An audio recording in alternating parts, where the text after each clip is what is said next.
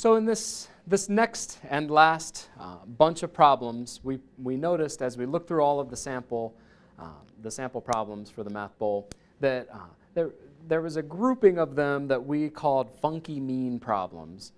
These problems all have to do with finding the mean, but they kind of ask the question in kind of a weird, or not weird, but just kind of an indirect way, an oblique way.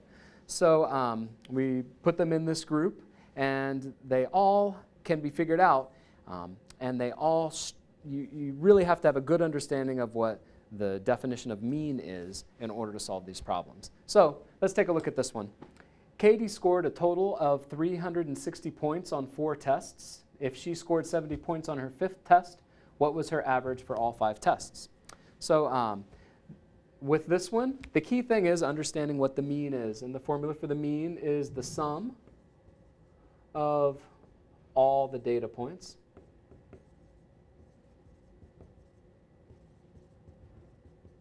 divided by the number of data points. So if we have a good understanding of the formula for a mean, then we can compute this from the information given. Because we know that there were 4 tests before, and there was a score of 360 total from that. And with that one, then it said that she took one more test and scored 70 on it.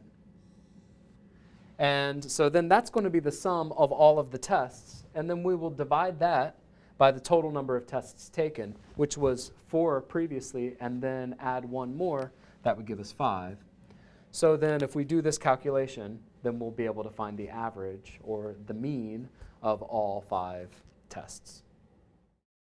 Okay, for this next problem, this is another mean problem, but it's asked in kind of a different way.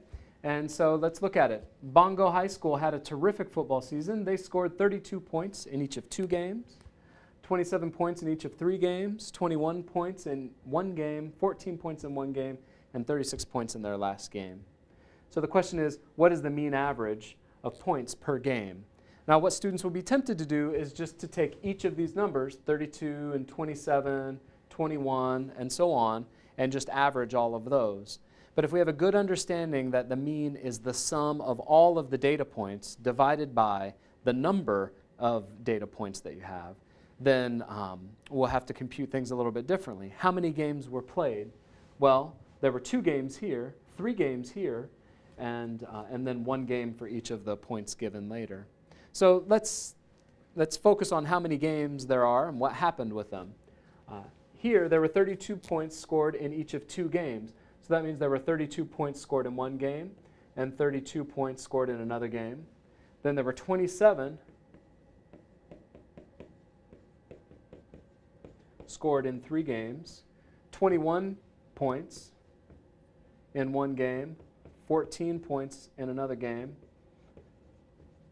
and 36 points in the last game. There were 8 total games, and those are all the points that were scored. So if we add all of the points that were scored and divide by 8, then that should give us our mean average of points per game. So this is a good one, a little bit different, but a good one. Okay, here's another funky mean problem. 3 students take a test. The mean of their scores is 90. The mode of their scores is 95. And the median is 95. What is the lowest score of the 3? So they give us some labels to stick on our data set here. Our data set is 3 numbers. 3 students take a test. So we have these 3 numbers. And they're asking us, what is the lowest score of those 3 numbers? That's what we're after. We want to know, if we put these numbers in order, what's the lowest score? And they tell us some information about these test scores. First of all, that they have a mean of 90. So that means if there are 3 of them, then we're going to be dividing by 3. So how much do these test scores have to add up to? Well, 270. So that we can have 270 divided by 3 would give us the mean of 90 that we need. So they have to add up, all 3 test scores have to add up to 270. The next thing that they tell us is that the mode of the scores is 95. So if we have 3 numbers, then that means in order for there to be a mode, one of them has to be repeated. So we know that 95 is repeated at least twice. If it can't be repeated 3 times, or else the average, the mean, would be 95. So you know that the median, that since the mode is 95, then it's repeated twice. And that means the middle number has to be 95. And that the third number, since the mean is less than 95, the third number actually has to be lower than 95. So I can start to fill this information in. The middle number is 95. It's the median. It's also the mode because it's repeated twice. And in order for the mean to be less than 95, we have to have a lower number here. Okay. And we also know that because we understand the mean well, that all 3 numbers have to add up to 270. So we know that 95 plus 95 is equal to 190. And so if we take 270 minus 190, then that's going to give us 80. So our lowest score has to be an 80, so that when we add 80 plus 95 plus 95, we get 270, and we divide that by 3. We'll get 90, our mean. Okay, here's the next one. Farmer Smith's litter of 5 pigs has an average weight of 80.8 pounds, and that average would be a mean. 3 of the pigs each weigh 79, 85, and 86 pounds. Which of the following are not the weights of the remaining 2 pigs? So with this problem, this one you can figure it out, and you can figure out exactly the weights. Or if you have a good understanding of what the mean is, we know that 79 plus 85 plus 86 plus 2 more numbers divided by 5 is going to equal the 80.8. So this question says that one of these options is wrong, and 3 of them are correct. So the 3 that are correct are all going to have to make this sum on the top the exact same amount. So let's try 90 and 64. If we put these 2 numbers in and then add them together and divide by 5, we find that we get the right answer. So that 90 plus 64, which is 154, that gives us the right answer. And notice that 91 plus 63 adds to 154 as well. 92 plus 62 gives 154. So all of those add to the same amount, which would make this sum the exact same amount. But this last one, 89 and 63, does not add to 154. So this is the oddball. This is the one that's out.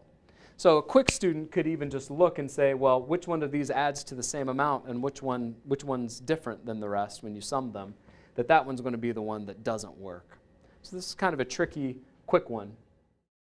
All right, and here's another funky mean problem, and this is set in the context of baseball. So a lot of times baseball will give us a nice context to do math. So let's look at this one. Janice's batting average was 300, or .300, after 50 at-bats. After 30 more times at-bat, she raised her average to 400, .400.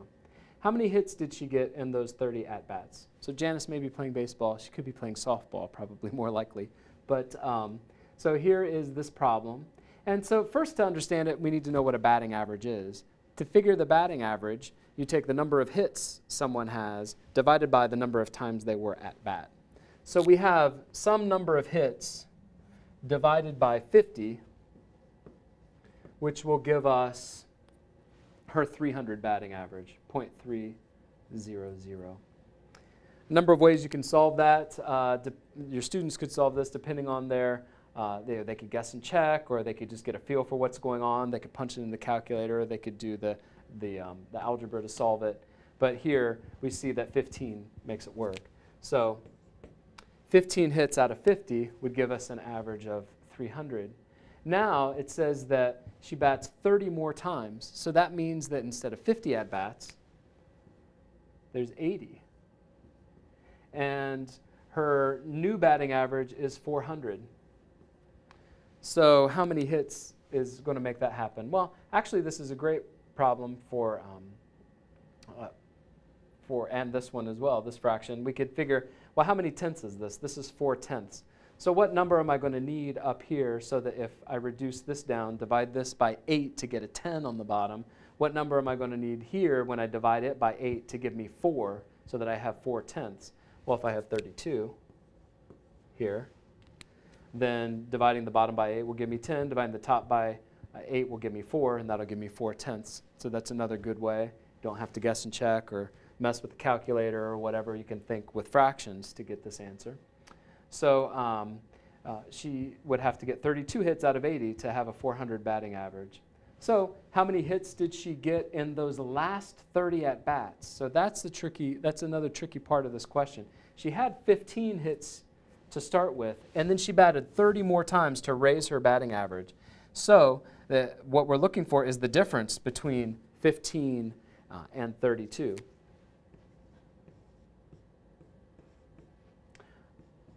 So that's going to be, she got 17 more hits in those 30 at-bats in order to raise her batting average the way she did.